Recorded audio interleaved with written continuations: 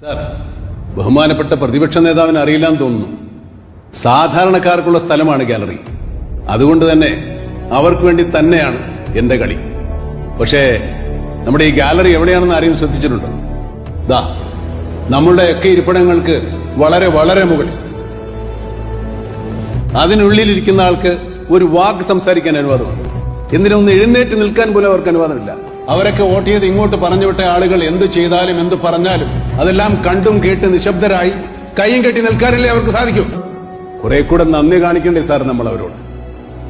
ഞാനും നിങ്ങളും ഉൾപ്പെടെ ഇവിടെ ഇരിക്കുന്ന എല്ലാവർക്കും എല്ലാം തരുന്നത് അവരാണ്. നമ്മൾ താമസിക്കുന്ന വീട്, നമ്മൾ സഞ്ചരിക്കുന്ന വാഹനങ്ങൾ, നമ്മുടെ ഫ്രിഡ്ജ്, TV, നമ്മൾ കഴിക്കുന്ന ഭക്ഷണം, ഇട്ടിരിക്കുന്ന വസ്ത്രങ്ങൾ, ഇതെല്ലാം തരുന്ന അവരാണ്. അവരാണ് യഥാർത്ഥത്തിൽ നമ്മളെ ഭരിക്കേണ്ടത്. നമ്മളെ കാണുമ്പോൾ അവരല്ല, അവരെ കാണുമ്പോൾ നമ്മളാണ് സാർ എഴുന്നേറ്റ് നിൽക്കേണ്ടത്. ജനങ്ങളെ ഭരിക്കാനല്ല സാർ ജനാധിപത്യ സർക്കാർ, ജനങ്ങൾക്ക് വേണ്ടി ഭരിക്കാൻ.